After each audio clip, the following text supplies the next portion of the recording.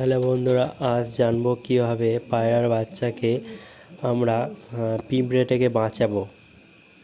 পিঁপড়ে আমাদের বহুত ক্ষতি করে। এই যে পায়রার ছোট ছোট বাচ্চাগুলো, এই ছোট্ট ছোট্ট পিঁপড়েরাই একসাথে মিলে এই বাচ্চাগুলোকে মেরে ফেলে। সেই পিঁপড়েগুলোকে কীভাবে মারতে হয় বা বাচ্চাগুলোকে কীভাবে পিঁপড়েদের হাত থেকে বাঁচাতে হয় আজ কীভাবে এদের বাঁচানো যায় দেখা যাক।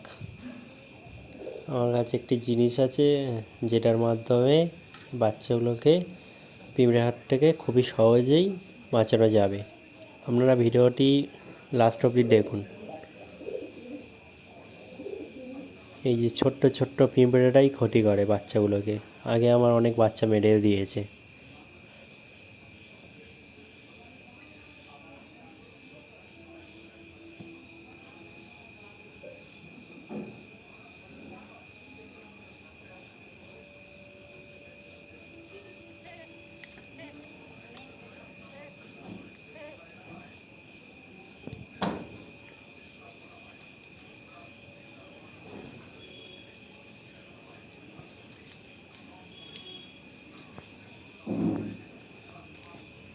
এইবার দেখাবো সেটি কি জিনিস।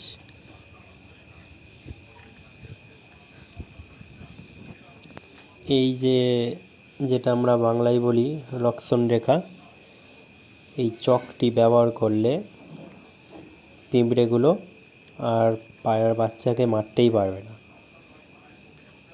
এটার সাহায্যে এই ছোট্ট বাচ্চাটিকে রক্ষা করা যায়। এটার দাম খুব বেশি না, ওই 15 টাকা হবে, 18 টাকা দাম ফেলা আছে। যে কোনো দোকানেই পাওয়া যাবে এটি। তো বন্ধুরা, এটা কীভাবে ইউজ করতে হয় দেখাবো, ভিডিওটি দেখুন।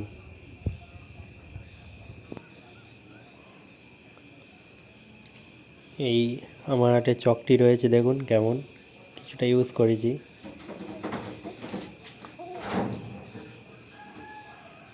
তো পায়রাটিকে আমি বাচ্চাটিকে আগে তুলে নেব সরা থেকে।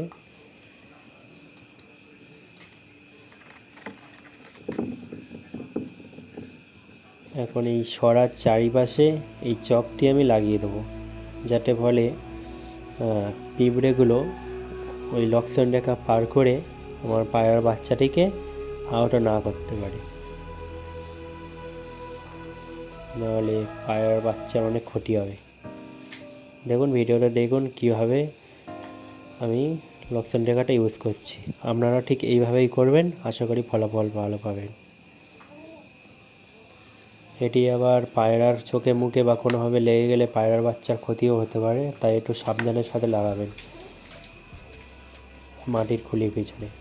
তো এইভাবে আমরা লাগিয়ে নেব।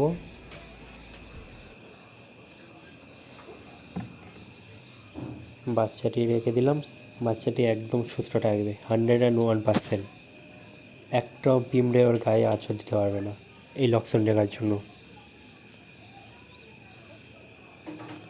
সো এইভাবে আমাদের পায়রার বাচ্চাটিকে আমরা রক্ষা করব।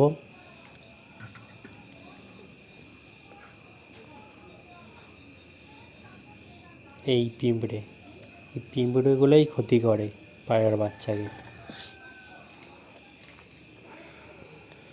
আমি সব দেয়ালে চারিদিকে টেনে দিয়েছি, যাতে ফলে বাচ্চাটাকে যেন না মারতে পারে।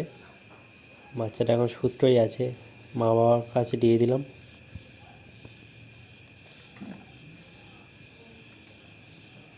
এদেরই বাচ্চা, আগের বাচ্চাটাকে মেরে ফেলেছে।